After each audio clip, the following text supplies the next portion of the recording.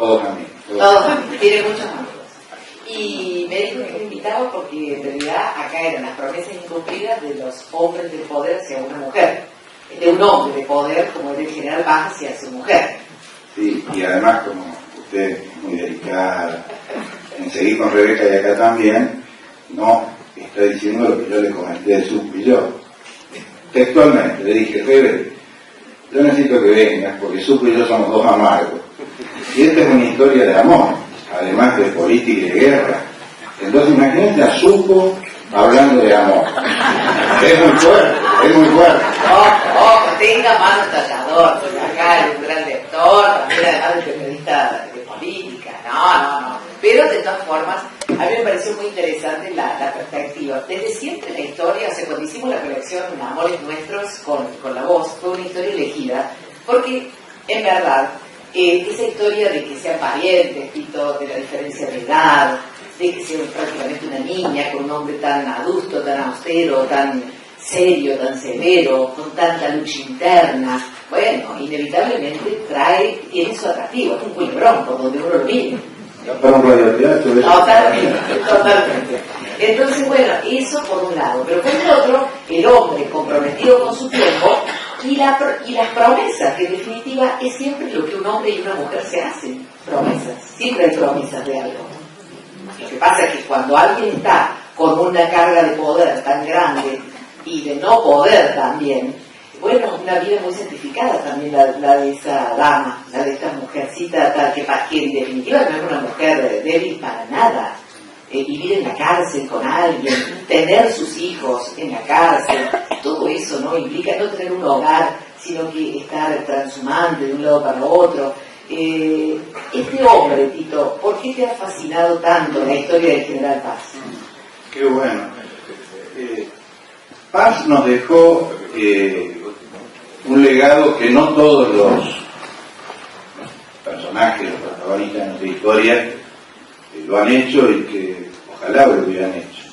Él escribió sus memorias, además muy lindo, porque escribía muy bien, además de ser un guerrero aplicado, un militar de carrera, él era un intelectual, había estudiado en nuestra Universidad de Córdoba, él quería ser abogado en realidad, pero estudió teología y filosofía, como se estudiaba en esa época, que eran las materias que se cursaban, y hablaba latín, leía latín, y sin embargo se lo lleva a la guerra, porque él era del 1791, disculpe, 1791. Después de la Revolución de Mayo, cuando se desata la Guerra de la Independencia, y pasan por nuestra Córdoba los ejércitos que van a pelear al Alto Perú, que es la actual Bolivia, reclutaban la oficialidad entre las mejores familias, porque no había escuela de oficiales, no había carrera militar, teníamos unos regimientos domésticos que venían de la época de las invasiones inglesas. Entonces, la mayoría de los reclutas, los soldados, eran paisanos, gente del pueblo, que aportaban inclusive su propia montura, sus propias armas, acá no había nada. El heroísmo de esos primeros ejércitos es enorme. Y los oficiales tenían que ser los que sabían leer y escribir, los que sabían darse a entender, porque la tropa era analfabeta. Los que iban a regar su sangre por la patria allá, en los confines, era gauchaje, era paisanada. Bueno, la mamá de José María y de Julián, el hermano, tributa lo mejor que tiene la familia a la patria, que son sus hijos varones, y los dos pasan a ser oficiales del ejército. Entonces él deja la carrera de abogacía, nunca más la retoma, y abraza la carrera de las artes. Entonces todo esto lo cuenta. Y inevitablemente uno se va sumergiendo, navegando, involucrando. El tipo, yo lo imagino un personaje muy circunspecto, muy serio, parco, de pocas palabras, que le cuesta expresar los sentimientos, muy disciplinado, muy afecto al orden. Posiblemente por eso jugó más cerca del bando unitario que los federales, que era otra cosa. Aunque no era unitario del todo, después seguramente supo no explicar esta parte. Redondeo lo que vamos a preguntar. Hay que leer entre líneas, hay que rastrear para encontrar alguna efusión de sentimientos en en la narrativa, porque él escribe como un cronista de guerra, describe las batallas con una precisión extraordinaria, describe la política, porque en realidad la guerra en ese tiempo era la política, porque la política, la disputa por el poder se dirimía con las armas, con la guerra, pero era política en definitiva. Entonces hay que leer entre líneas cuando aparece el ser humano. Entonces hay que estar muy atento para ir cazando piecita por piecita y poder armar una historia como esta, porque no te das cuenta así como está en el libro. Ninga. El tipo te va poniendo una que otra cosita de su historia con Margarita, de su enorme amor por Margarita, que es distinto al que Margarita siente por él. Por eso yo te pedía que nos des una mano en interpretar el alma femenina, porque no se entiende a José María Paz si no es con la presencia protagónica de Margarita Güell. Pero supo no explicar políticamente si el mango era unitario, federal o qué lo que, como dicen aquí en Córdoba. No me toque la parte de la hora. Quisiera primero decir que empezamos un minuto tarde porque tardó en llegar el stay del juez Griesa para autorizar la presentación del libro.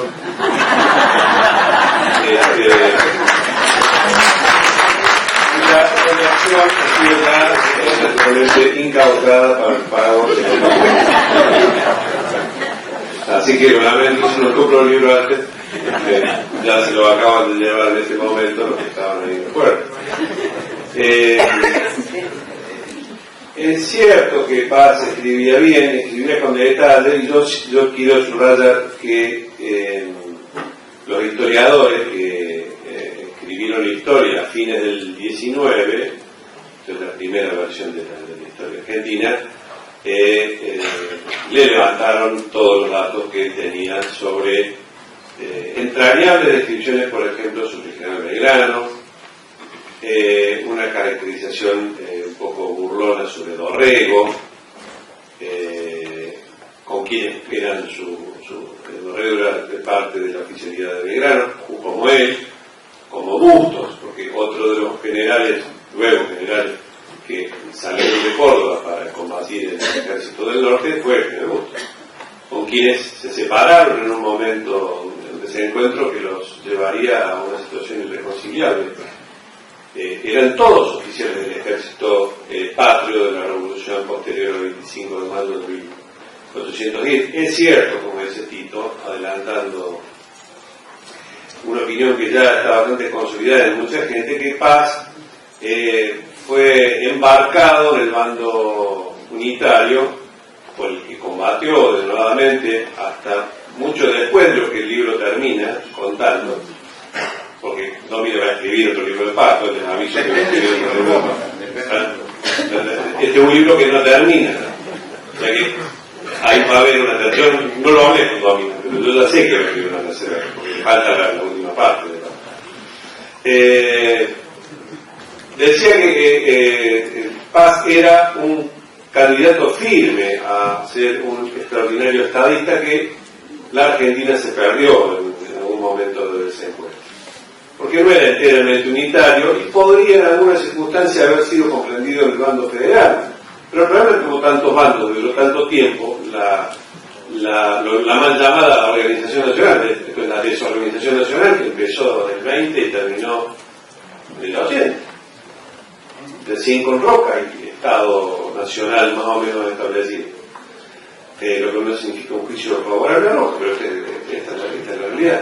De manera que pasamos casi todo el siglo XIX tratando de acomodarnos, y en ese vaivén nos perdimos gente valiosa como Paz, para mi gusto, como Dorrego.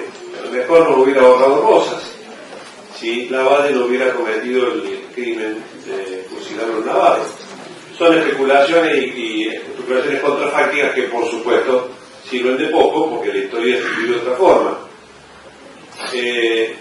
La historia de Paz es la historia de un drama personal, porque si bien con sus habilidades militares derrotó 2 veces a Quiroga y a Bustos, tuvo la desgracia de en su mejor momento caer prisionero y estar a punto de ser muerto, primero en Santa Fe, después en Luján, donde Rosas lo confinó, y luego en las batallas que siguieron en la Mesopotamia argentina, hasta que finalmente se va y muere en Brasil. Aprovecho este paréntesis para decir dos cosas. Uno, si no leyeron las Memorias de Paz, léanlas, se las recomiendo, son 2 tomos. Si les gusta la historia, son realmente entretenidas. Debe haber todavía en alguna buena librería de Córdoba la posibilidad de comprar las Memorias de Paz. El libro de Tito, este y el primero, son 2 excelentes invitaciones para leer la historia en primera persona contada por ese hombre tan importante.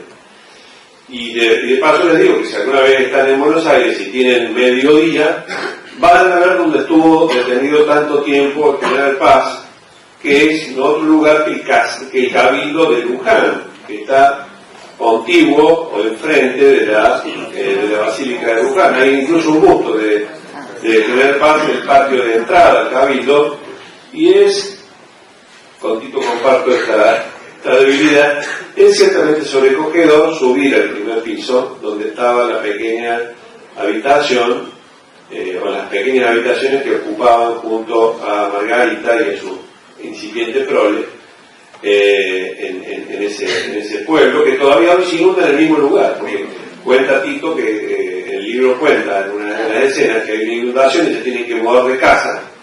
Y todavía hoy el río Luján inunda hasta los sótanos de la basílica, que entonces no estaba. Y de paso van a ver un museo muy entretenido, no solo el que está ahí dentro donde vivió Paz, sino atrás, donde hay un par de cosas muy interesantes para ver: las carrozas de fúnebres, los coches de los próceres, de Sarmiento, de todos, de Belgrano, etcétera. El Plus Ultra, que es el avión, no estamos leyendo, pero no importa. El Plus Ultra, que es el avión que el hermano de Franco voló. No vino el Ramupe porque se va a quejar de que están robando el suplemento turismo. No, el loco, está la carretilla del loco de la carretilla, y está el velero de Víctor Dumas. Pero volvamos a Paz. Paz, el libro inicia en el traslado azaroso de Paz en una barcaza a Buenos Aires, luego de una inquietante correspondencia que intercambia durante años el brigadier López con el general Rosas. Paz piensa que lo van a matar. Rosas lo termina rehabilitando como oficial del ejército, cargo que nunca volvería a ocupar, el ejército de la Confederación. Hay un par de cosas muy bien escritas, pero el clima de la presencia de Paz yendo a visitar a la residencia de Rosas para de alguna forma ser rehabilitado civilmente, está muy bien escrito. No lo recibe Rosas, sino que lo recibe Manuelita, que era bastante más que una primera dama. Había muerto ya la muy importante Encarnación Escurra, la esposa de Rosas. Y la Zarosa también fuga en un bote con un capitán borracho. Yo quisiera que no lo inventaste. No. Porque es muy de contra. Esa parte la reina inventa. Esa parte de los incompras. El cruce del Río de la Plata, giran en círculo y de pronto se ven llegando de vuelta a Buenos Aires. El capitán estaba borracho, estaba por amanecer, la mazorca daba vuelta, y al final llegan a Colonia. Imagínate el manco, poniéndose loco, porque eran todos aficionados, huían con él, y él era el único milico que había dado. Ojo con los milicos, que hay algún general también acá. Perfecto, pero el tipo era milico. ¿Qué vamos a hacer? Era eso, tenía una estructura, una formación militar que había asumido como parte de su personalidad. Así es. Y el desgarro que se produce con Margarita, que obviamente quería que su marido no cumpliera con la patria y que tenerlo vivo. Pero el hombre se va a Uruguay para luego inmediatamente irse a Corrientes y a desencontrarse con Lavalle, el jefe unitario militar de entonces, donde finalmente termina el libro Y el libro, como no termina, deja punto de suspensión para que domina dentro de un año. Nos volvemos a ver acá. Pues ya lo tenía escrito la tercera parte. No, y te juro que me he hablado de esto delante. que eso que contás de la travesía, porque Sergio cuenta cuando... Vamos a ir adelantando por qué se llaman las promesas del general. La otra promesa, seguramente, se lo vamos a dejar a Rebeca. Vamos a hablar de la promesa política, porque él hace dos promesas en dos sentidos. Una en la dirección de la política y otra en la dirección de los sentimientos de la vida. Vamos de la política, rápidamente. Sergio lo dijo muy bien.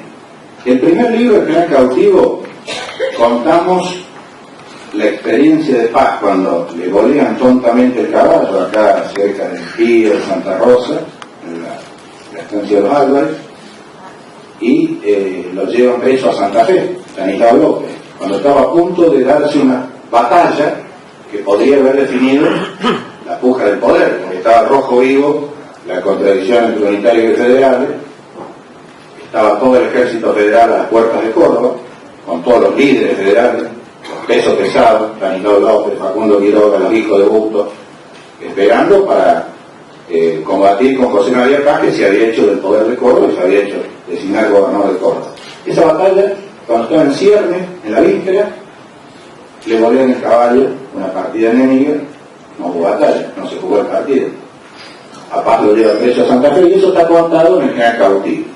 Ahí está contado el episodio que a mi modo de ver es el que más conmueve, que es la presencia de Margarita llevada por la mamá de José María Paz, que era una mujer de Agalla, doña Tiburcia Edo, que estaba decidida que su hijo no muriera solterón, así muriera en la cárcel. Entonces lo quería desposar sí o sí con su sobrina, que estaba enamorada, fascinada con ese tío que le llevaba 23 años. Pero en esa época era así, no, y ahora más o menos. Después no te cuento, yo conozco algunos casos. José María era de ¿te parece? Ya volvemos al tema. 1791 y ella 1814.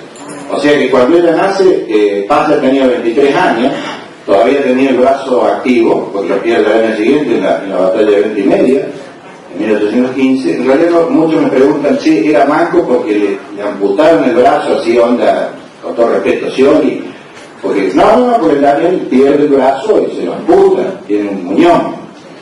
No, Paz tenía el brazo sin movilidad, porque había recibido una herida en la articulación del codo en la batalla, una perdigonada, que casi se desangra y muere, 20 y media, 1815, entonces ese brazo le queda inútil, digamos, porque si ustedes se fijan bien, inclusive hay un daguerrotipo, que es el antepasado de la fotografía, que es él alcanza 1850 a esa técnica y está. Y si uno se fija bien en los retratos, los óleos, ese bracito aparece así. Bueno, me fui por la rampa, que le quería decir que Paz, cuando está allí, le lleva doña Tiburcia, esta sobrina enamorada que siempre estuvo enamorada de su tío, casi estuvieron a punto de consumar la boda en 1830. Cuando él después de liquidar, como dice Sergio, a Facundo Quiroga de ida y de vuelta, en la tablada de Noncativo, hubo ahí una pausa en la guerra, y bueno, parecía que ahí podía darse el casamiento, estaba todo más o menos dado. Supongo que José María dijo, bueno, espera que me saco encima el santafesino que se tenía mucha fe para esa batalla, porque el ejército de López, si bien era mucho más numeroso, era lo que se llamaba en esa época las montoneras. El de Paz era un ejército regular, profesional, que venía a pelear en la guerra del Brasil, con oficiales, con veteranos, con todo lo que tiene que tener un ejército. Déjame decir solamente, no, es una sola cosa, que me parece a mí que después de San Martín, Paz es el único militar profesional en serio que tuvo esa época. No hubo otro militar con esas calidades de militar, para el oficio de la guerra. El único preparado antes que él, y mejor preparado porque venía de Europa, en esa época era el sumo, era Paz. que había aprendido también algunas cosas del norte. Exactamente así, a favor de Paz, que no cursó la carrera en una escuela oficial, San Martín sí, en España, se formó en el regimiento de Murcia como profesional. Paz tuvo que formarse como todos los oficiales. Sergio comentaba a Dorrego, eran los compadres de Paz, Juan Bautista Busto, era el Estado Mayor de Manuel Belgrano, que era un brintino, porque don Manuel Belgrano en esas heroicas campañas norte tenía ese Estado Mayor con Manuel Dorrego, José María Paz, Juan Bautista Busto, realmente próceres que se formaron. Güemes de alguna manera, porque Güemes tampoco era un bueno. Pero quiero volver a darle paso a Rebeca. Está ahí en Santa Fe, doña Tiburcia cae con la sobrina, mete el pecho, como decimos acá en Córdoba, para que lo dejen acceder a su hijo, porque está una especie de incomunicado, rodeado de guardias, de alcahuetes, de Estanislao López, en el edificio de la vieja aduana de Santa Fe.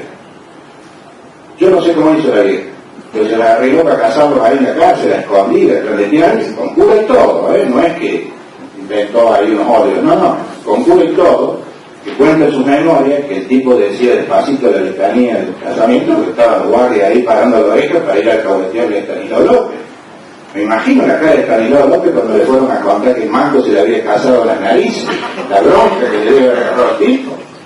Imagínate cómo le habrá ido, le llevaron ante la cosa y los casó. Y lo más fuerte, y acá va, es que él está preso, no puede salir, pero ella no. Y sin embargo ella optó por quedarse a vivir allí, en una celda sórdida, en una cárcel donde por las noches no podían dormir por los alaridos de los torturados del primer piso, por los fusilamientos o las cosas que le hacían sobre todo a los indígenas, a los aborígenes capturados. Era muy pesada la vida. Ahí termina en 1835 la primera parte.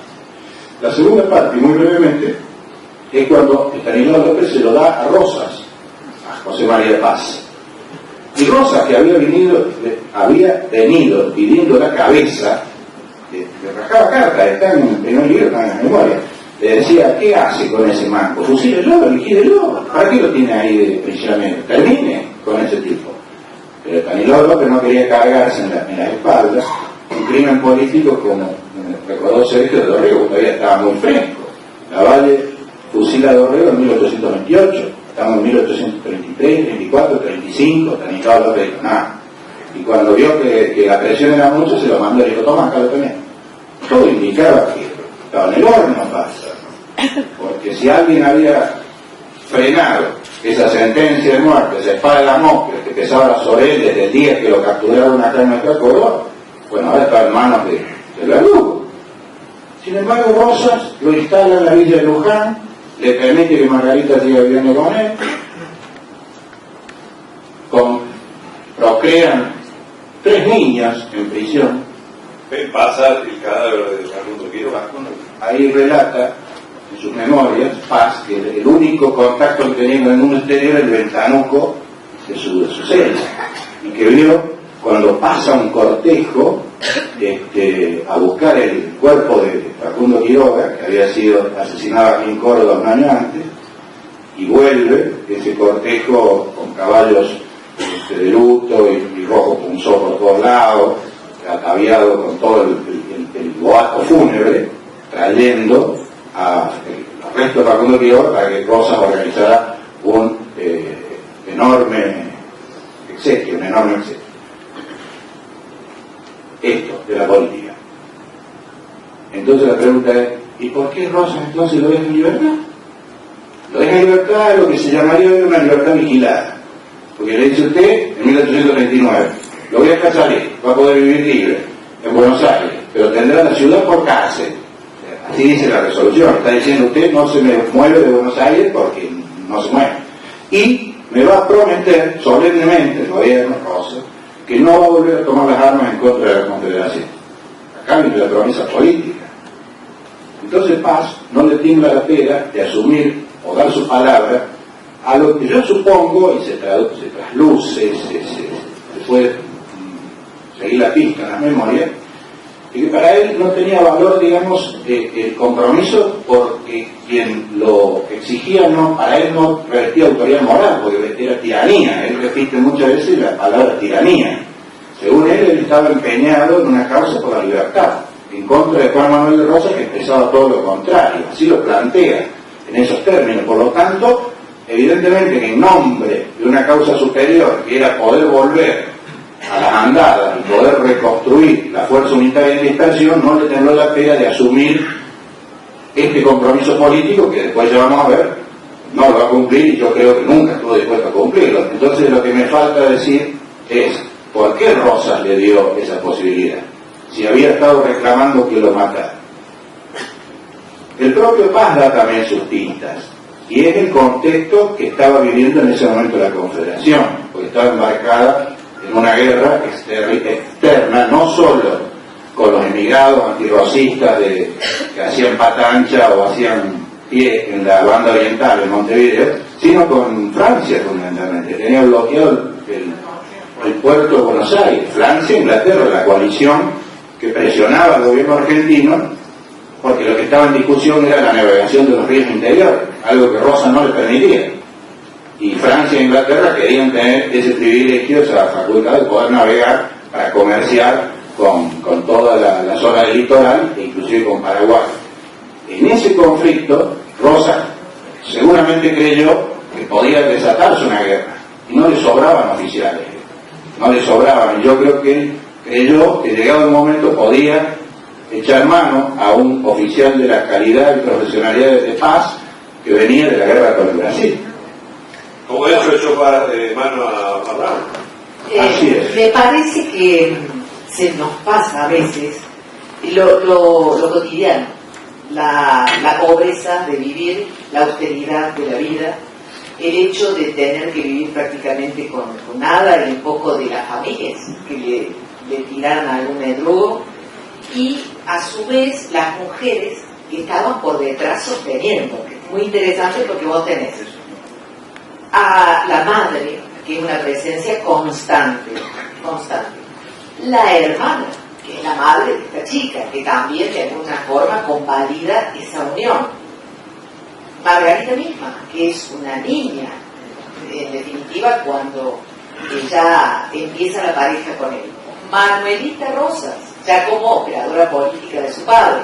Mirá la cantidad de mujeres que tenés que puede pensarse que no tenían, pero yo creo que tienen una gran responsabilidad de sostenimiento de toda la historia, no solo en la vida doméstica, que en general lo hemos tenido siempre las mujeres para hacerle un poco la vida más fácil, o que vuelva a la casa y siga teniendo comida, cobijo, una casa que parezca un hogar. Pero a la vez también está lo otro, que es administrar pobreza, que es lo que hacía esta chiquilla, con lo que le traería seguramente su abuela, que a su vez era la suegra.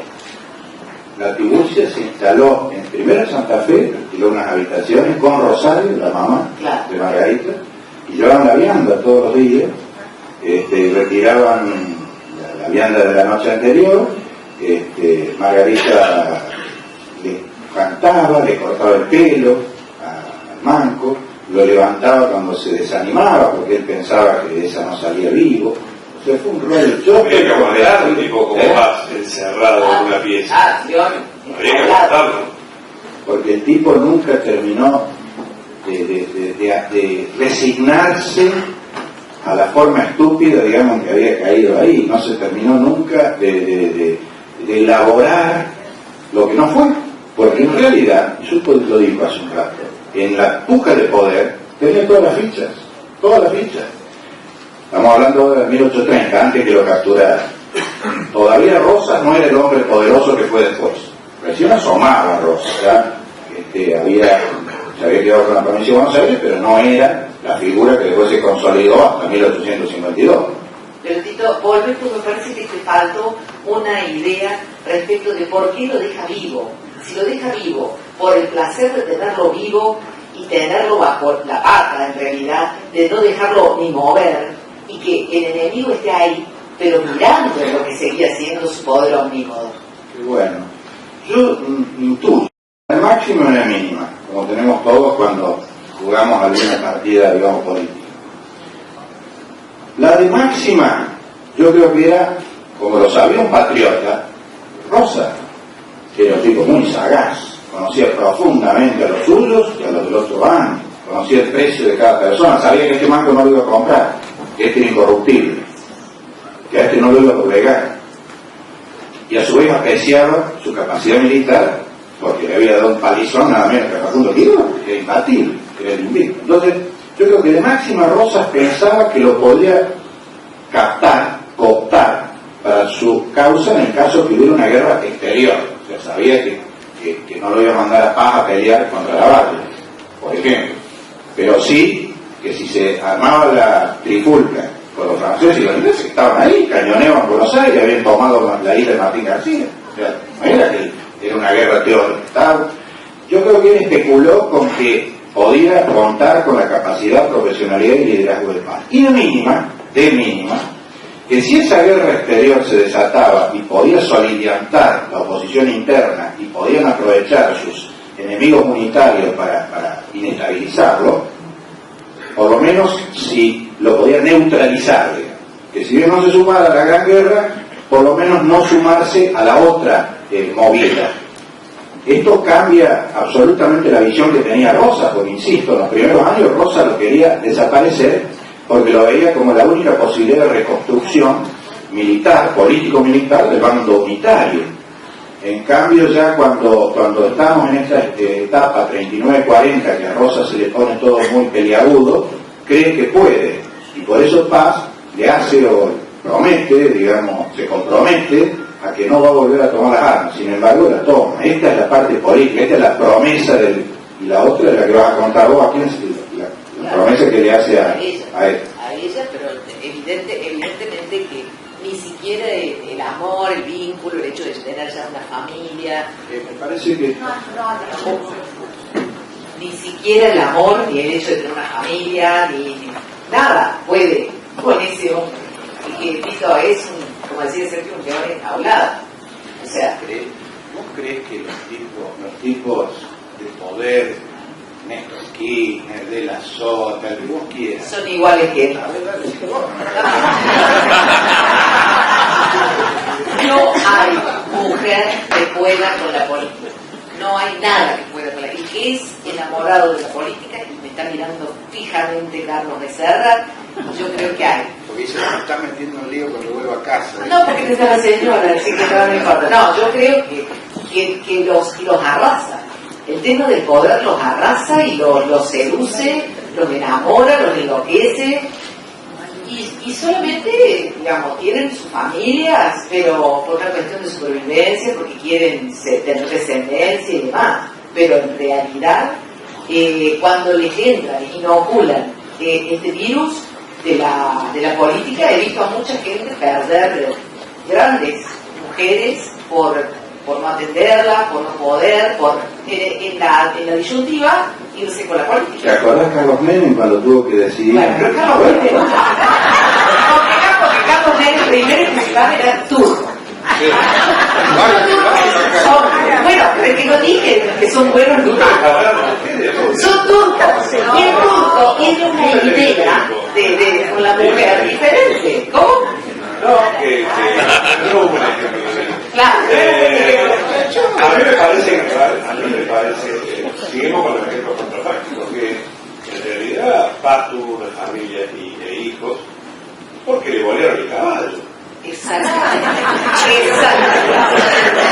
Y porque la madre. Exacto. Y una pieza encerrado con la mujer. ¿Qué pasa? Había que la verdad.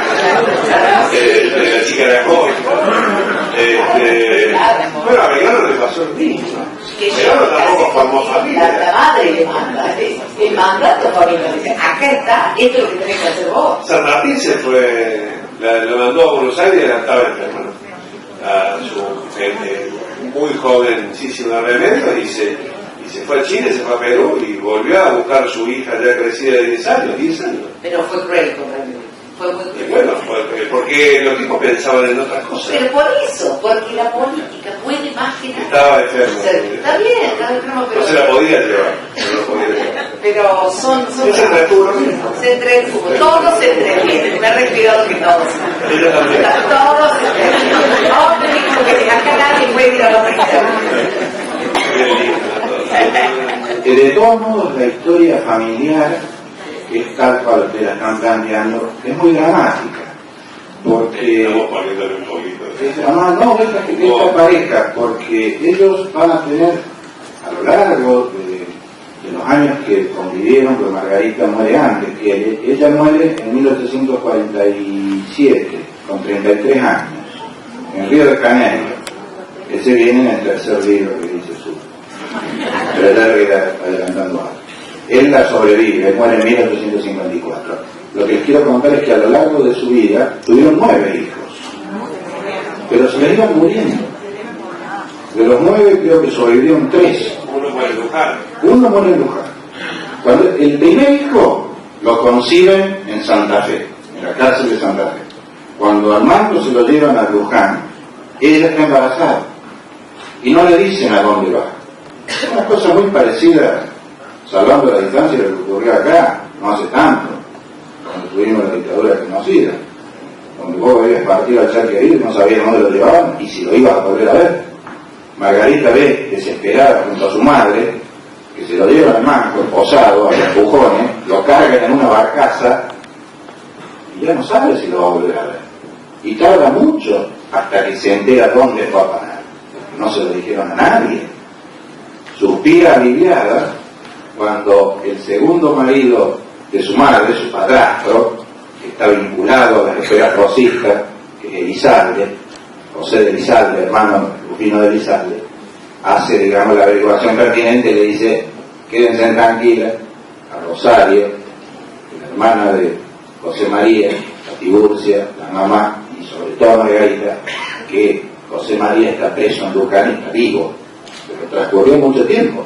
Esa mujer estaba embarazada con una enorme angustia, creyendo que ya no lo vería en el mundo de los vivos. Bueno, ¿qué hace Margarita y Tiburcia? A Luján, y a otra vez la misma rutina que les contaba Rebeca, a hacerle la logística y el apoyo. Ella a vivir adentro y Tiburcia al otro lado de la plaza, alquilando una vivienda y mandando a la sirvienta todos los días que lleve la vianda y traiga de vuelta los platos. Allí conciben el segundo hijo, que es una niña, que dicen que era hermosa, Catalina. Muere a los 4 meses. Ahí hay un personaje histórico también muy famoso que atiende el parto y que era un motivo de sosiego para Margarita, Francisco Muñiz. Fíjense que el hospital Muñiz, porque había un médico que sobre todo llevaba adelante las primeras campañas contra la viruela, y estaba en Luján en esa época, y la atendió a Margarita, y atendió a Catalina, y sin embargo Catalina falleció, y consiguen el tercer hijo, que es otra niña, Josefa Margarita. Pero después, esto era el libro, pero después hay varios más que se van muriendo. Tal es así que Margarita muere a los 33 años en el parto, cuando da luz a su último hijo varón, Rafael, que también aparentemente muere a los pocos días. O sea que es muy trágica la existencia y la historia de los padres. Pero no sería de extrañar, Tito, que tenga mucho que ver con la pobreza, esa transhumante, la poco cuidados, o sea, la alimentación así deficiente. No son vidas, la consanguinidad, pero las condiciones de la época, ¿no? No obstante, volviendo al tema de las promesas que hacen los varones, vos les decías a los políticos, pero dije, mirá, tampoco vamos a arrancar la medida. El pobre juez acá dice que nos mandan a nosotros a la horca. No son solo los políticos los que prometen y no cumplen. Sí. Es el momento de la cuestión de género. No, él me convidó y acá hay cosas que se prometen en un momento dado por necesidad, porque después no se puede en el tiempo sostener esas promesas. Es el tema. O sea que yo creo que en el caso de Paz, el tipo también sabía que no lo iba a cumplir. Es como decir, es mi salvoconducto decirle no me meto más en política, como muchos han dicho, y después vuelven, porque están convencidos, porque como decimos es patriota, y entonces sabía que ella no le iba a perder. Ahí está en el clavo. Dice que no había mala fe. Siempre tienen la vaca atada por las mujeres. Claro. Hasta que una se va. Ahí está el problema. Pero Margarita no se fue, no le gustó nada. Cuando ¿dónde se iba a ir en esa época? Sí, no era fácil. Para ustedes no era fácil la época, porque la mujer en esa época prácticamente... Hasta hace 20 años no era fácil. No, poquito más. 30. Hasta hace 30 Desde que le dieron el voto, y la votan y todo, ¿de qué se En esa época, estamos evocando acá, la mujer se vio vigente toda la cosa cultural del virreinato. La mujer, en la ley de India, en la cultura hispánica, no existía. En realidad, manejaba la casa, manejaba la vida, el marido, de los hijos, pero puertas adentro. Estaba muy mal visto que la mujer saliera, y mucho menos sola, por eso una de las pocas salidas, digamos, bien vistas era a la iglesia, porque eran de comunión diaria, a las 7 de la mañana o a las 6 de la mañana, pero acompañada por un cortejo de sirvientes, de familiares. Casi todo pasaron un montón de cosas. Pero vos viste que no podían, por ejemplo, ejercer cargos públicos. Fíjate unas pilas no había cupo femenino, lo inventaron ustedes después, este magnífico invento del cupo femenino. No sé si lo votaste vos. Pero, a ver, es una época de mujeres muy importantes. Encarnación de Curro fue una mujer, la primera mujer de la política argentina realmente importante. Sí, bueno. Yo creo que la mujer más importante de la yo no hablo, no peleo, creo que la mujer más importante de Paz es la madre, es la que le arma la familia al hijo.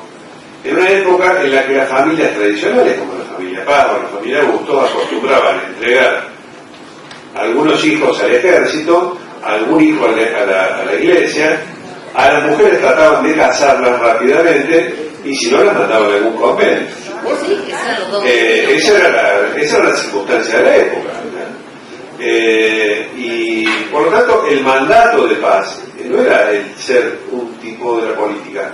Paz nunca pudo hacer política, o en todo caso, dicho de otra forma, la política que hizo Paz es guerra, es hacer la guerra. Lo pasó, ya lo digo ahorita, lo pasaron a buscar por Córdoba y se lo llevaron al ejército del norte.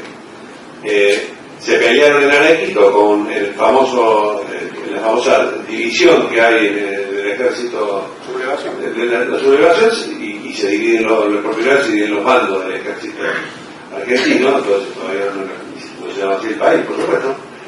Y Paz se pasó la vida guerreando, perdiendo y ganando. Cuando no estuvo preso, se le ocurrió, la primera que tuvo se cruzó para volver, porque se fue a Colonia no para irse de vacaciones. Se fue a Colonia para reiniciar su vida militar, cuando Rosa ya le había restablecido el grado y lo había vuelto a la actividad militar sin que ejerciera. Sí, lo que significaba unos pesos, porque algunos pesos de general habría llegado a cobrar con Rosa, que era indigno para él, por supuesto.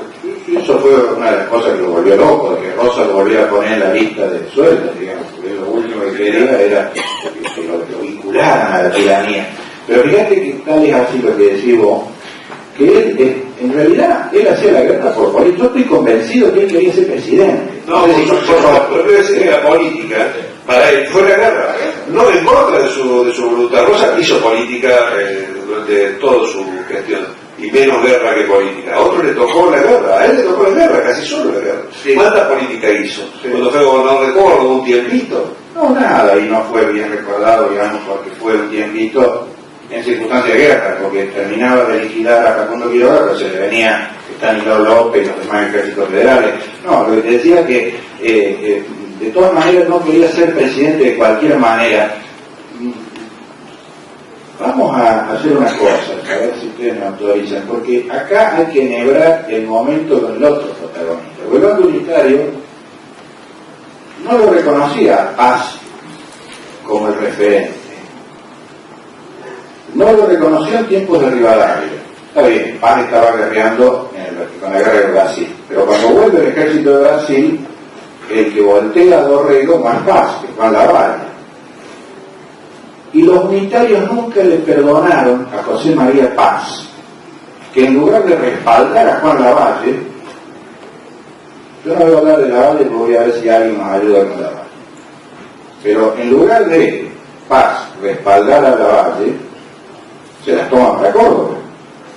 Y lo deja medio colgado el pincel, pues se trae la mayor parte del ejército porque Paz quería hacerse fuerte en Córdoba, hacerse designar gobernador de Córdoba. Armó ahí nomás la Liga del Norte, una liga que abarcaba una serie de provincias muy poderosa, Paz le llegó a desafiar cara a cara el poder al bando federal, a Juan Manuel de Rosas, a los líderes federales, que se tuvieron que juntar todos, y aún así Paz se tenía mucha fe para esa batalla, como les decía hace un rato.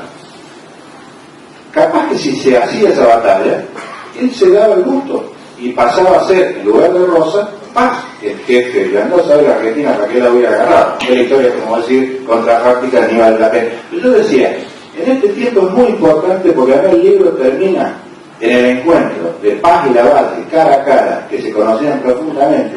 Entonces, ¿qué les parece si invitamos a alguien que nos cuente un poco de Lavalle? Vení,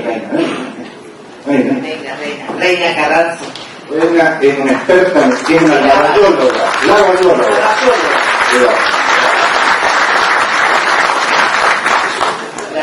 Contanos un poco de Lavalle. Creo que me parece buenas noches.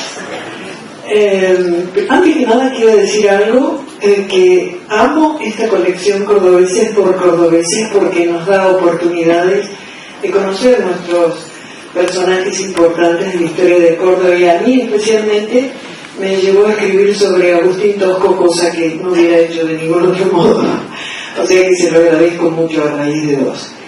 Pero me parece que el protagonista aquí esta noche no es Lavalle, es el general Paz y Esteban Domina, y para mí es un honor unirme al grupo.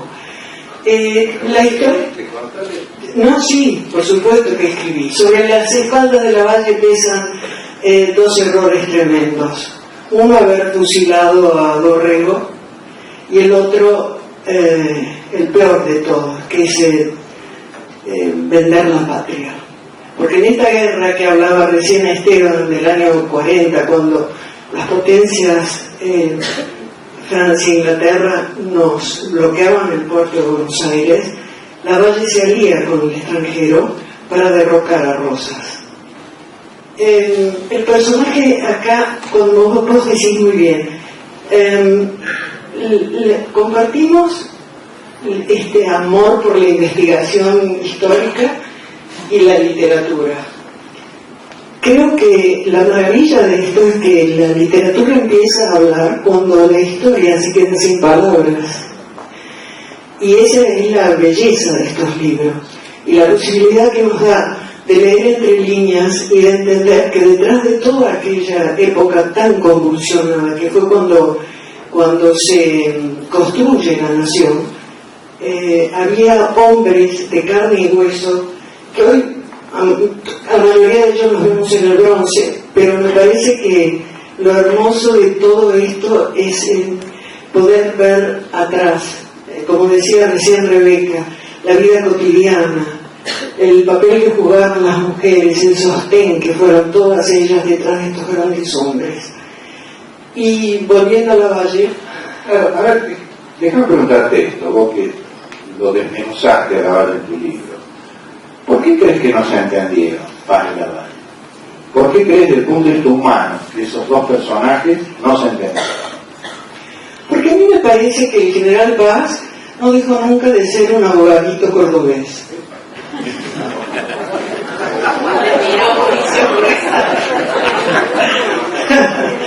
Me parece a mí, ¿no? No, bueno, pero él era un típico cordobés de familia de pro y tenía, digamos, como que sus ambiciones, era un hombre de una gran ambición de poder. Y no se llevaron bien porque Lavalle y su porteñismo ultranza, él tenía un gran orgullo de ser porteño, probablemente puede parecer trivial lo que estoy por decir, pero existen esas rivalidades, todavía existen. Y egos, por supuesto. Entonces, a lo mejor no se entendieron de entrada a partir de esa base. Y después porque a lo mejor Lavalle se consideraba unitario por antonomasia. Él era el verdadero, era la oposición en aquel momento al régimen de Rosas. Yo a veces interpreto la historia de acuerdo a mis sentimientos. No debo ser muy confiable como historiadora, de hecho no lo soy, hago novelas, pero pienso que todo esto es un gran aporte para entendernos, porque casualmente indagamos en el pasado, nos metemos en las intimidades, descubrimos secretos. A ese respecto, Reina, Lavalle era mujeriego, ¿no es cierto? Nada que ver con el manto era muy circunspecto, que bajaba la caña a lo que se le gustaba, ¿no? Es mucho más atractivo el personaje de ella que el tuyo. No, claro, era un sex symbol. Era un sex symbol. Colorado ese. Era la Bessie. El mío es Messi. No sé, fíjate.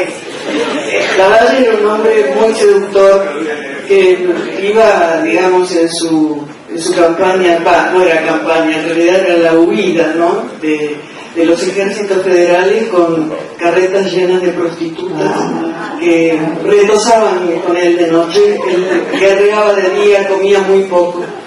Era un tipazo alto, 1,80 m. La masita era la que engancha. Una de las tantas, porque también se le quitó la esposa al gobernador de La Rioja, que era un mamarracho, el gobernador riojano, pero de todas maneras no estaba bien. La solana esta se fue. El saco. Brizuela, que usaba ponchito. Lo engañó por Usaba ponchito rosa, pantalón kaki, zapato. Yo no sé por qué se vestía así, pero la verdad es que lo describen así los libros de historia. Bueno, sí, totalmente distinto, es verdad, Rebeca. Ahora Lavalle era una cosa en ese terreno y el otro era un monje franciscano. Ahora, recordemos este detalle para que Suco lo amplíe. ¿Por qué cree Sergio que el bando unitario, la alianza de los emigrados, los viejos unitarios, los viejos rivadavianos, lo prefieren a Lavalle con esas características que está diciendo Reina, o pareciendo un cabeza fresca? ¿Por qué crees que lo prefieren? En lugar de paz. A mí es medio difícil. A mí me parece que... ¿Se usa así? A mí me parece que... porque me parece que dentro del bando unitario hubo muchos más políticos que militares. Y había unos cuantos pretendidos cerebros que pretendían mandar al frente a sus generales sin reconocerles luego el poder político que ellos se atribuían. Es muy típico de la gente de Montevideo. Pasa también al final con el propio Sarmiento. Un pequeño paréntesis. Bueno, que le calentaron la cabeza a Lavalle para que lo fusilara a Torrero, el Carril, el segundo abuelo, el hermano Varela, todo. Era claro que Lavalle no era precisamente un dirigente político avesado. Es famosa la definición de la espada sin cabeza. Claro. Lo contrario se puede decir de Paz, que tenía alguna cuadratura militar que le permitía desarrollar su ambición política, que nunca logró consumar. Y porque además enfrente había el más avesado político de la época, el más ferviente defensor del puerto de Buenos Aires, que fue Rosas. Para mi gusto, alguna vez hemos dicho acá presentando el libro de Ernie, con Carolina Escoto y Juan Carlos Maqueda, que en realidad una forma distinta pero bastante posible de ver la historia argentina es reencuadrar algunas tipologías políticas del siglo XIX. Se nos ha ocurrido, mirando desde Córdoba, y esa noche coincidíamos aquí, en que Rosas era bastante más parecido a Mitre de lo que la historia oficial cuenta, mirado desde la perspectiva de los intereses insobornables del puerto de Buenos Aires y de la custodia del control del puerto como elemento central de riqueza y de domesticación interna, que es lo que finalmente logra Rosas cuando se le van apagando las luces a los caudillos del interior. Termina poniendo a Facundo como señorito porteño, la historia conocida, muere y el único que queda al final es Urquiza, y se da vuelta para la rota. Ya había pasado Paz y ya había pasado Lavalle, largamente, ¿no? Pero contestando la pregunta, al principio me parece a mí que detrás de Paz y de Lavalle había un grupo de intelectuales porteños que pensaban el país para sí mismo, que pensaban que los militares eran para eso, para hacer la guerra y no para hacer la paz. Tal cual, los mismos que desconfiaban a Paz. Porque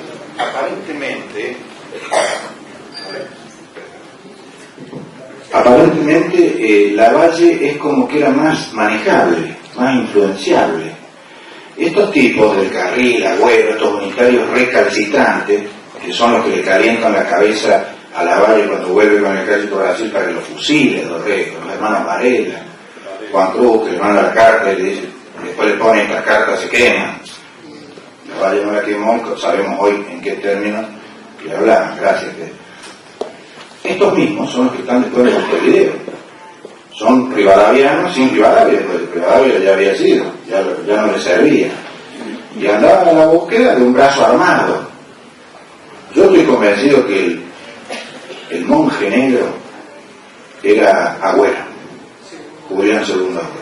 Ese era el monje negro y creo que él que pretendía el poder para sí. Quería usar a los militares de ese momento para que hicieran el trabajo sucio de cargárselo a Juan Manuel de Rosas y después aparecer ellos en escena. Algo que no pudieron consumar con Rivadavia, que se pudrió todo cuando se le complicó a Bernardino. Pero entonces, ¿no crees que va por ahí la elección de Lavalle? Porque Paz, yo creo que no se entiende con Lavalle por un problema de protagonismo. ¿Cómo dijiste vos, Rey, hace un rato? ¿Que dijiste de egos? ¿Qué dijiste? No, de egos, así que pasa muchísimo en la vida de los políticos, en las alianzas, o pasa, pero tenemos a la orden del día. No pueden convivir más, o sea, donde está uno no puede estar otro, y viceversa, eso lo sabemos. Pero a mí me gustaría que además de eso vos le hagas como una especie de viaje y digamos, ¿cómo serían hoy? ¿Quiénes serían? Rosas y Paz hoy. Perdóname, Tito, pero tenemos que ir cerrando. Sí, vamos a ir cerrando. A ver, yo creo que... No necesariamente las cárceles son cárceles de paredes, sino que también hay, bueno, otros ahogos, ¿no? Financieros, de todo tipo. Sí, creo que fue Sergio que dijo, ¿de qué dijiste Rosas porteñí? No, Reina. No, vos dijiste Lavalle. Y vos dijiste Rosas porteñistas. Que era un defensor de los intereses. Nunca En general, por autonomía es el más unitario de los defensor de los intereses del pueblo. Bueno, vamos a meter lío, ya detecté varios rosistas acá, pero vamos a meternos en lío en los últimos minutos. Cerraron la puerta, además, Tito, ya me está dando un poco de miedo. Rosas, como líder federal o del bando federal, nunca pasó de la General Paz. Mirá que paradoja, le pusimos General Paz ahí al corralito de los porteños. No sé cómo se habría llamado, no conoció el interior. Rosas no pasó nunca a las provincias, no pisó el suelo de ninguna. La provincia de Buenos Aires. Solo el pedacito que era, me acordate que no era la... Si todo se cocinaba ya tal como se actualmente.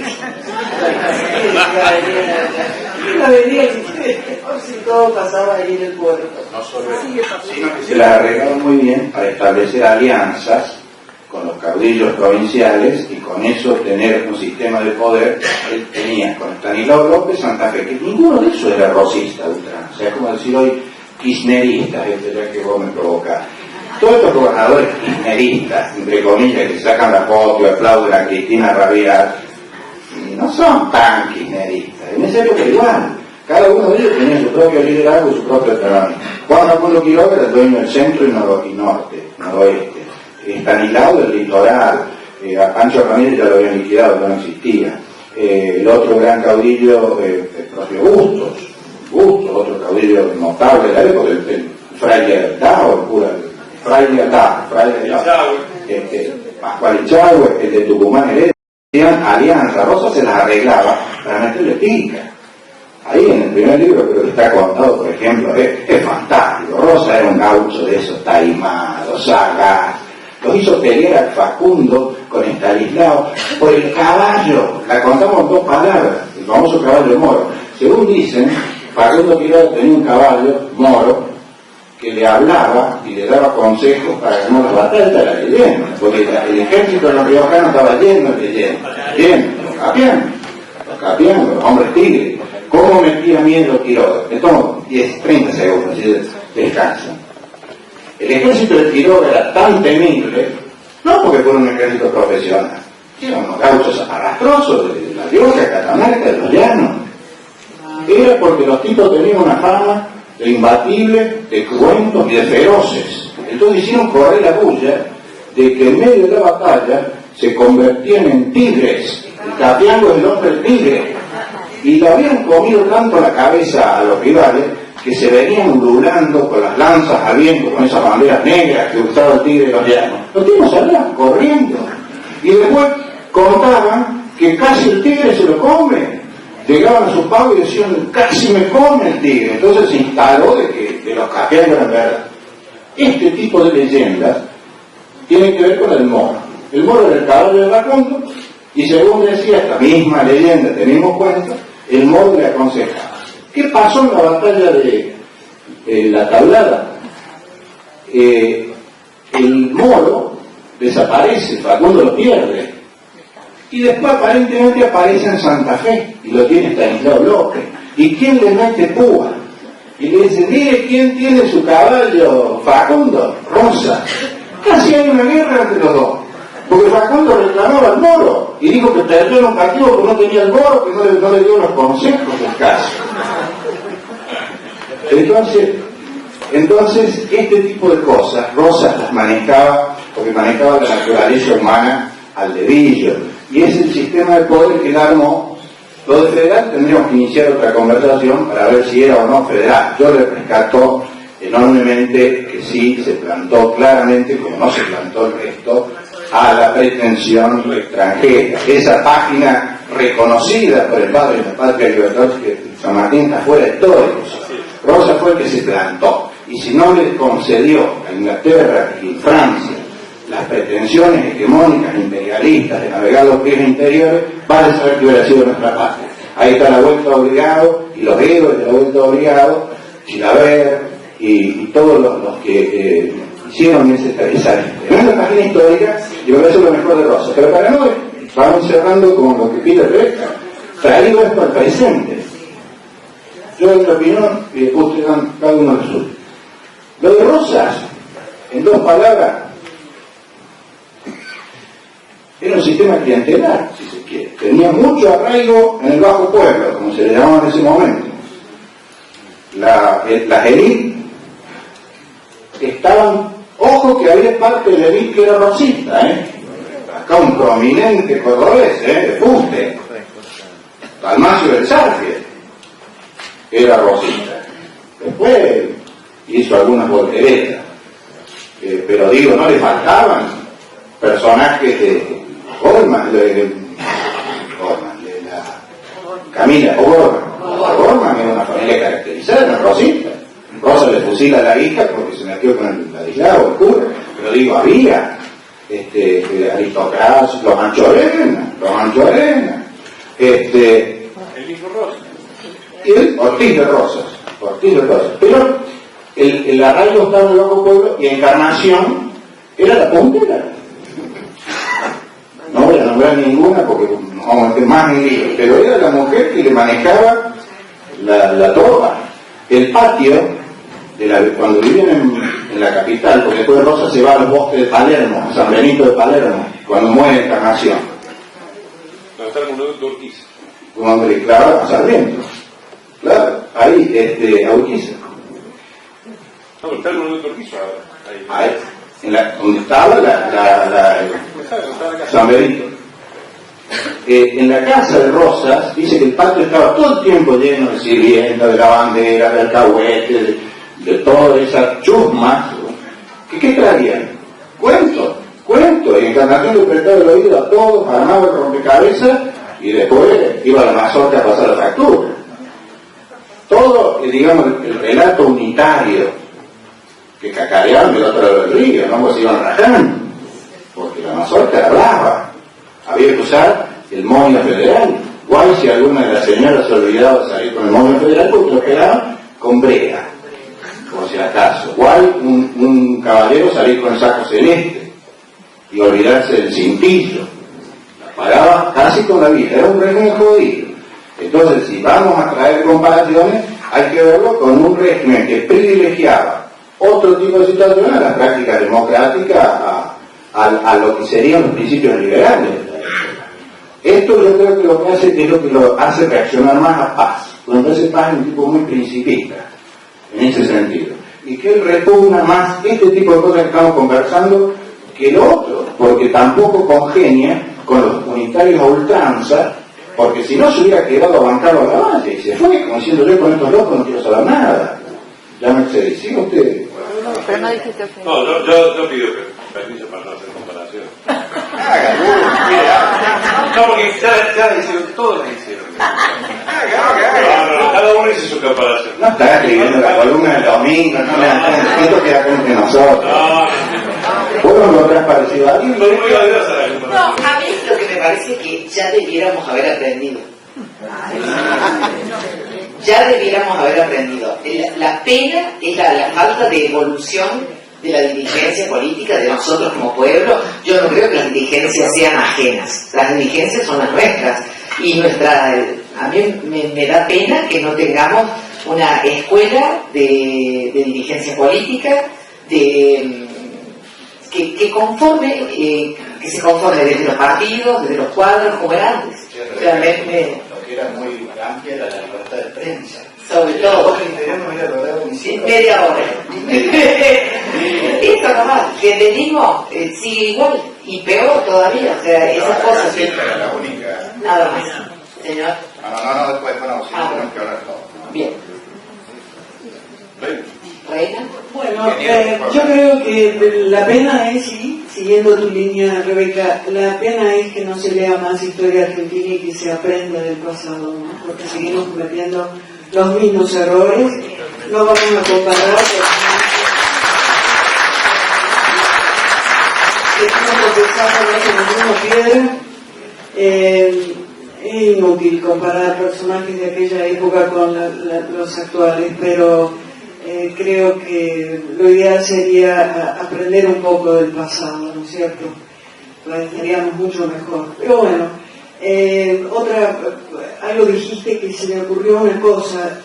Yo creo que era un país de distancias, un país de analfabetos, era un país violento, de hombres violentos. Y pienso que la mano dura de Rosas llegó en el momento que tuvo que llegar para poder poner algo más o menos dentro de caja. A lo bestia como lo hizo, pero fue quien de alguna forma, en el año 52, cuando él se va negándose durante tanto tiempo a tener una constitución, deja las cosas más o menos armadas para que casi inmediatamente, después de décadas de no haber tenido nunca una constitución nacional, se pudo implementar. Entonces creo que algo de mérito tuvo. Y a Lavalle, contestando también otra cosa que dijiste hace un ratito, Lavalle fue un gran irresponsable del que se lo usaron y abusaron todos los cráneos de esos revolucionarios de café que estaban exiliados en Montevideo y lo creyeron como el idiota útil, el irresponsable, la espada sin cabeza, que podía, digamos, devolverles el poder. Sí, derrocar a Rosas, devolverles el poder, hacer alianza con Francia, Inglaterra, así todo un delirio. Bueno. Y no pasa, no lo veían tan manejable. No, por supuesto que no. Bueno, vamos cada uno con una reflexión de allá para acá.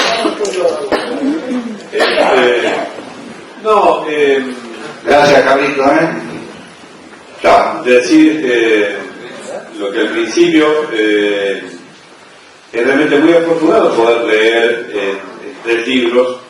Adelante que va a haber un tercero, sí. Juro que no lo hablé con Tito, pero imagino porque el libro termina en un punto suspensivo. Es muy agradable poder reconstruir una historia que es fundamentalmente desconocida. Los cordobeses no tenemos la menor idea de lo que ocurrió en la época fundacional de la Argentina en Córdoba. Es muy desconocida para los cordobeses el papel que jugaron Justo, Paz, antes el papel político que jugó el principal cordobés de la época, el hermano de etcétera, etcétera, etcétera. Ni siquiera se conoce la influencia de Vélez Arfield en el rosismo y luego en la época de la Revolución Nacional. De manera que de una forma muy amena, Tito nos ha permitido ir reconstruyendo de a poco los elementos interesantes de la historia, ambientados en matices humanos que han sido por otra parte decisivos en la vida personal y pública de cada uno de estos hombres. No sé cuándo vas a empezar con Bustos, pero imagino que en algún momento vas a empezar con Bustos. Sí, te hago un par de... ¿Sabes cuál es la mala noticia de nuestro héroe, de Juan Bautista Bustos? Que él no escribió y no quedó nada, y la historia oficial lo ninguneó, o sea, directamente. Entonces, de Bustos hay muy poco para inferir cómo era como persona, ¿no? Hay muy poquito, hasta ni siquiera sabemos si estos restos que estamos venerando son o no son, nos damos cuenta que son, pero ni eso tenemos. Los de Paz sí son, los de Paz están, Margarita Güell y José María Paz reposan después de muertos, naturalmente, en la catedral. Quien se da una vueltita, pero además es muy lindo el mausoleo, es una pieza artística incomparable. Tal vez, y a lo mejor yo no creo, y hago un paréntesis, no, me metí en lío, pero no, te cuento, yo hace como 10 años atrás o más, tal vez en Santa Fe fui al convento de, supuestamente de San Francisco, donde habían sido enterrados, y remé hasta que me atendió allí el párroco de... Sí, digamos la... tiene un nombre, pero no me acuerdo. Entonces el tipo, porque había una placa hecha acá, estaban los restos, y le digo, ¿dónde está? Me dice, no hay ninguna posibilidad de terminarlo porque el viejo templo, no es aquel templo, y este otro templo, y todo el archivo se perdió en un incendio. O sea, no hay ninguna posibilidad de ubicarlo, hace muchos años. A lo mejor el equipo de antropología a mí me merece el mayor de los respetos, el mayor de los respetos. Si él encuentra algún indicio, bueno, démosle crédito y veneremos, total. No tiene ningún sacrilegio, pero lo de Paz sí hay certeza porque fue repatriado, estaba en la Recoleta, y Margarita, que murió en Río de Janeiro, la llevaron a Montevideo, después a la Recoleta y después vino a Córdoba. Están los dos ahí, perdón, supo seguir. Perdón. No, por eso ya prácticamente voy a... No hace ninguna comparación, pero eso no, el que compara a Rosas con Dualde sos vos. ¿Sí? No, a Urquiza. No, a Rosas con Dualde. No, a Urquiza. No, a Rosas con Dualde, es la verdad. Este número ya lo han hecho. Me parece que lo tienen bastante aceptado. Tengan en cuenta el radioteatro que ven. Ya la reina, No, su reina ya escribió. No, yo quería decir solamente una cosa. Yo también pienso como Sergio que no sé en qué minuto vamos a tener una revisión de lo que es la materia, historia y geografía cordobesa. Es inaudito que no se conozca lo que debiéramos conocer. Nuestro antiguo cuarto grado era una maravilla y nos permitió a los más veteranos saber un montón de cosas de la provincia, los que venimos del interior. ¿Cómo se llamaba la rol de cuarto grado? ¿Cómo se llama? De otra cosa. Pero para nosotros que venimos del interior, la ciudad incluso fue un desafío.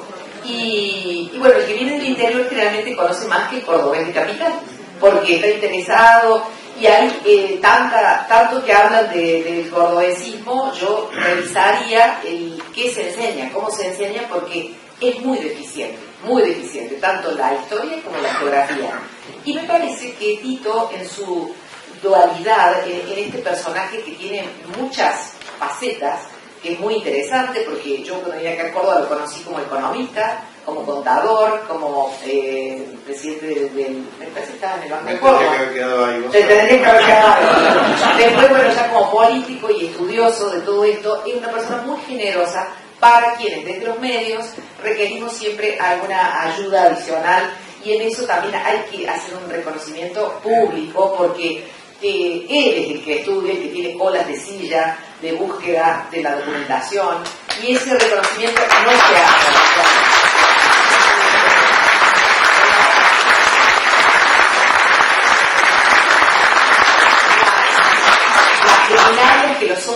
así no terminan nunca de conformar, porque ¿qué pasa? Lo que sabe lo da a conocer y lo multiplica. Y bueno, ahí un poco la deuda se achica, porque para eso los medios sirven de multiplicadores. Así que, Tito, por tantas veces que te llamamos, te ponemos en aprietos, te pedimos, muchas gracias. Muchas gracias. Para mí ha sido inesperada esta inclusión, pero fue un placer estar aquí rodeada de Rebeca, Sergio, Esteban. Gracias. Gracias a vos, Reina. Bueno, finalmente, espero que lo hayan pasado bien. Yo, como siempre, nada más 2 minutitos de agradecer. Agradecer en primer lugar estar acá, en nuestra casa. Gracias, José Luis, Pelado, a los colegas que están acá. Esta es nuestra casa, mi casa.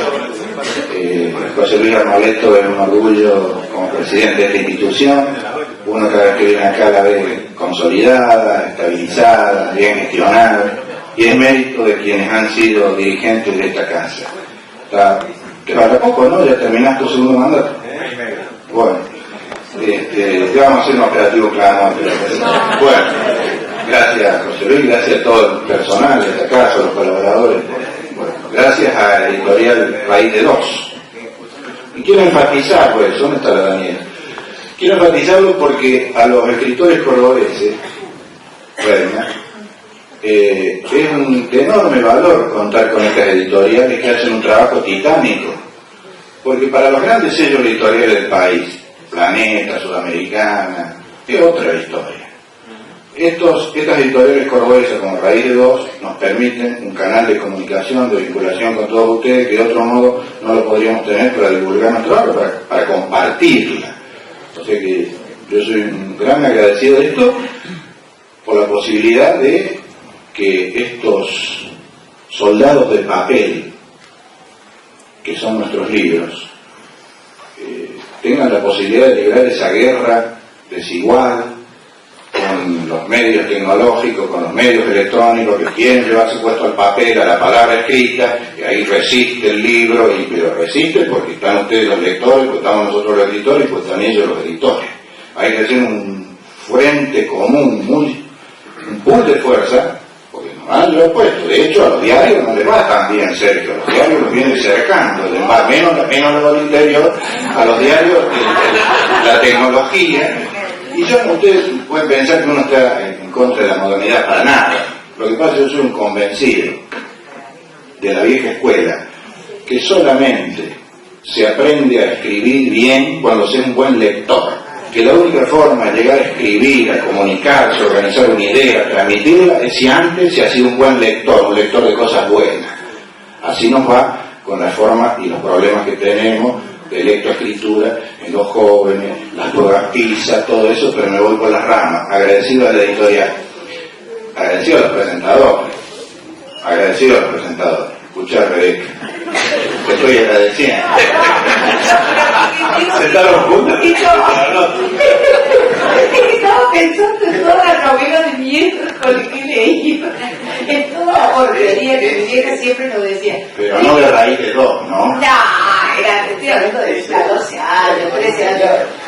Te corté yo para arriba todo, se te ocurra, todo lo que se te ocurra. Amor, no amor, colección Robin Hood, lo que quieras, pero eso también estaba. Si esa parte de basura también servía. Si está bien construida la sintaxis, sirve también, porque aprendes la ortografía, si hay una buena corrección, te enterás, qué sé yo, que a ver se escribe con H y velado, bueno, en fin. Estaba agradeciendo de yo estoy muy agradecido de estas personas, porque son personas muy calificadas, y seguramente tienen muchísimas cosas mejores que hacer que estar, digamos, compartiendo en tu momento, porque sí. Echando la cadena que estaba esta hora. La cadena supo que la perdiste, la jefa. Es una enorme generosidad lo que hacen ellos, es una enorme. Incluso le quiero hacer un homenaje póstumo y acéptemelo a mi maestro, al mejor historiador de los últimos tiempos que tuvo Córdoba, que se nos fue hace poco, don Efraín Ubichón.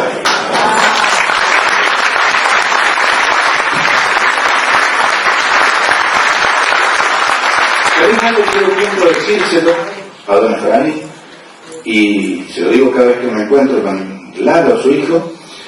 de que lo de mi primer libro fue en el 2003. Nadie me tenía por historiadores, como dice Rebeca, que todo fue con todo el público, que yo del banco, todo eso. En esa época había tenido alguna... No, lo sé, bancaron. Y don Efraín, que no tenía por qué apostar a este que había escrito Historia Mía en Córdoba, me lo presentó él en la Biblioteca Córdoba, año 2003. Para mí fue un gesto de generosidad enorme y un reconocimiento eterno. Lo mismo que a ellos, lo mismo que a ellos. Bueno, en realidad supo la planta permanente. Porque creo que salvo uno o dos me presentó todos los libros, o sea que tiene todo lo del estatuto de la planta permanente. Toda la estabilidad del sueño.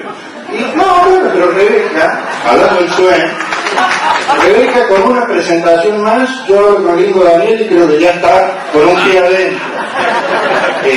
Agradezco mucho, espero, Reina, que compartamos y sigamos compartiendo este tipo de cosas. Estoy muy agradecido a ustedes. Lo otro, a toda la gente que nos ayuda a poner en marcha estas presentaciones, que espero sean gratas para ustedes, empezando por Teresita, que está en cada uno de los detalles, mi señora, que es la que coordina todo, y todo el personal que nos ayuda. Betina, ¿lo contrataste a Betina? Betina, que debe estar ahí atrás preparándole los bocaditos, el catering, digo. Vos sabés, supo que hay unos insidiosos que dicen que lo mejor de las presentaciones es los bocaditos. ¿Vos sabés que hay gente que dice eso? Gente inquieta, siempre hay algunos. No, algunos dicen, en lugar de decir, qué bien supo, qué lujo Rebeca, qué bárbaro Reina, qué buenos los bocaditos. Hay de eso. Bueno, gracias por eso. Y finalmente, pero no olvido de nadie, gracias a ustedes, un reconocimiento de corazón. Hace poco se festejó el Día del Amigo, ¿viste? Esta cosa nueva, tenemos Día del Amigo. Está todo bien. Entonces, cuando se festeja el Día del Amigo, se evoca y empiezan a sonar en la radio aquel clásico de Roberto Carlos. Yo quiero tener 1.000.000 de amigos. Mis libros también, y yo quisiéramos tener 1.000.000 de amigos. Pero estamos muy contentos de tenerlos a ustedes, que valen por 1.000.000. Gracias.